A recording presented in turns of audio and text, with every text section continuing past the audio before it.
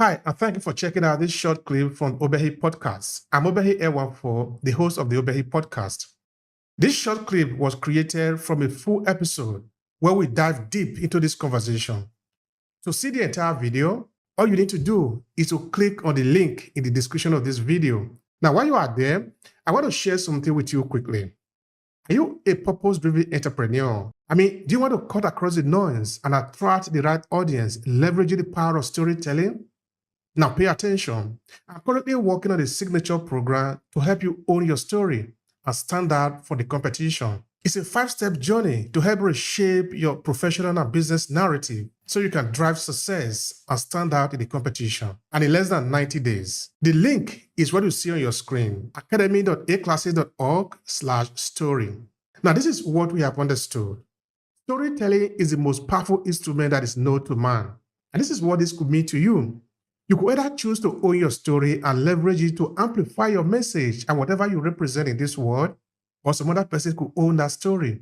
The choice is yours. So why don't take advantage of your story and use it wherever you are, whether you are in business environment or you are a professional individual who want to be able to build your influence and leave a legacy behind because you represent something. You are owning your story. You are somebody whose story is important. So the choice again is yours. Now let's get started with this short clip.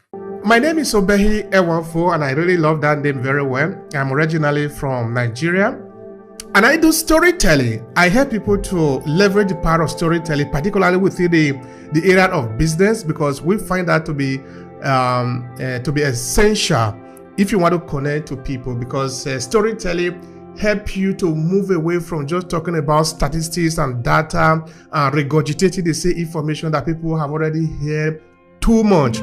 So now you connect to them at an emotional level. You sort of connect to them on one-on-one, talking about you, talking about your personality, talking about your experiences. And as you do that, you sort of have one-on-one interaction with the people who are listening to you, who are your audience, who can also be your client in this case. So when you do that, you are not just a number anymore. You're not just a statistics anymore. You become a vital element that become also important for them, because now the story that you are telling help them to be able to know themselves even more.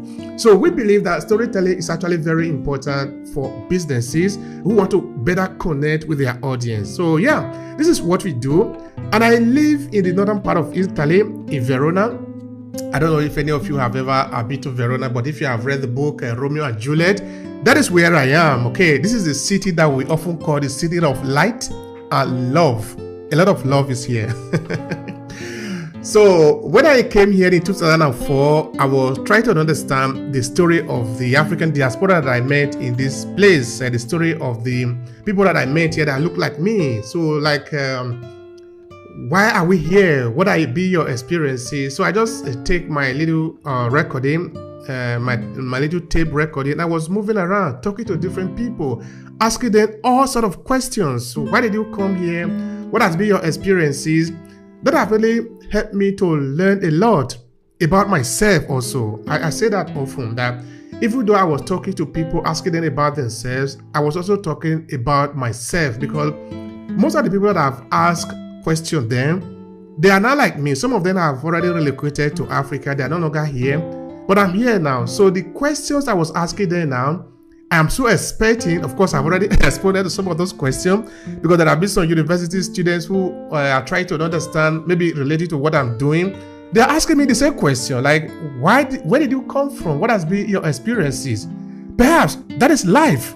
That when we live in stages, and as we live, we need to be able to document our experiences so we can pass it on also to other people. And that is essentially what storytelling also is.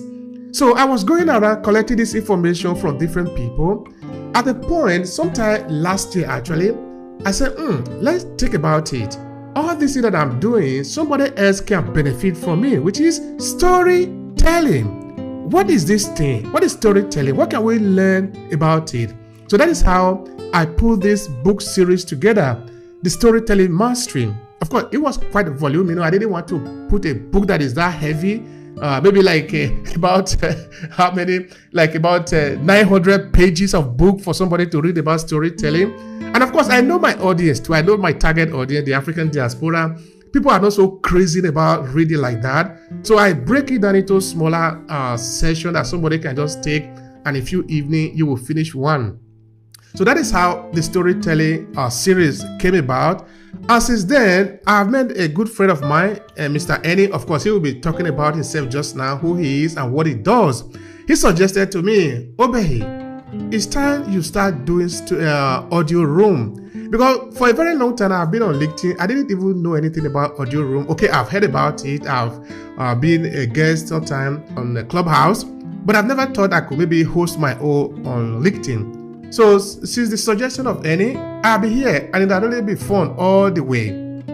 So yeah, that is what we do. We're talking always about storytelling, looking at different angles, and how can we use it in our business. And of course, today we are talking about the ROI of business storytelling, which is what is your return on investment if you are doing storytelling? Because one of the things that we come to understand that separate business storytelling from the type of evening storytelling that you do, because everybody is involved in storytelling one way or the other. But what separates a business storyteller is that when you are telling story for the purpose of business or in a business environment, there is always a clear agenda in your mind. You are not just telling story because you want to tell story. You could do that in any other place. If you are in business, you are telling story because you have a clear plan of what you want at the end of the day. That is why when we talk of return on investment, become easy to measure in business storytelling. In any other type of storytelling, it might not be really that easy to measure because there are no the KPI that you will use to measure your storytelling in any other situation are not very clear. Of course, I could also speak about that, but I will pass the mic to Annie so that he can also tell you who he is, and from there we will say one or few things to help you people understand what we are talking about today, which is measuring the ROI or return on investment of business storytelling. Annie, the mic is yours, my friend. So much. You're far too humble, my friend. You've done hours of audio rooms, hours.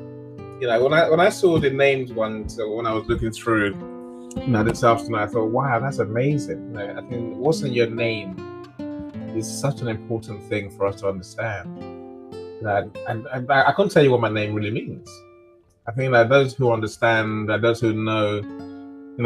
I suppose our names comes from our background. There's a cultural story to everyone's name. There should be anyway. They used to be, and is there still? Now there's the question: how do you name your kids? But Obehi, you become the audio room legend, my friend, in my eyes. Not to mention the podcast that you do as well. So well done you.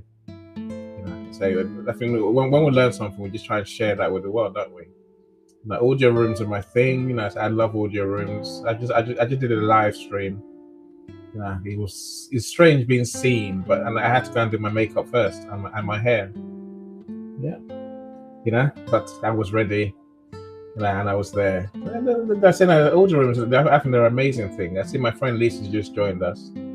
Was a freelancer. I'm sure that's not your birth name. If it is, my friend, you're a gifted man. As long as you're a freelancer, that is, obviously. If that's not your name, my friend, change your name to your real name. LinkedIn will come and get you sometime and they just block your account. You know that over here, I know that. So change your name to your real name, please, for your sake. Mr. Bernard, welcome. So our friend Iris, glad you're here. Brittany, welcome. To DJ Reese. And yes, he's a DJ. And it works for him, so there you go. Andrew, I see you too. So I'm glad you're all here. More will join us. So we had a slight hiccup, but as long as you're here, we're happy. So we'll have a party with one person, really. But there's 7 of you here, so that makes me even happier. So what do I do? I think the simplest way to tell you what I do is by telling you a story. How's that? I think it's storytelling is a great way to convey information. That's why we do it. When we all do it, it's whether you do it strategically, as Obehi mentioned, with intention for your business, or whether you do it almost accidentally. Welcome, Mercy. So insurance company owner in Kenya. So a true legend, someone who can do that brave. I have all day for. I love people who are truly brave and want to achieve greatness. And she's one of those people who is really working hard to change the world, because we all can. Anyway, so let me come back to the storytelling thing. Thank you for checking out this video. Are you getting enough value from it? You see, this video was created for the purpose of adding value to you. So if this video make any sense to you, let me know in the comment section below. I'm interested in understanding what you take away from this video and if it makes sense to you, so we can provide more.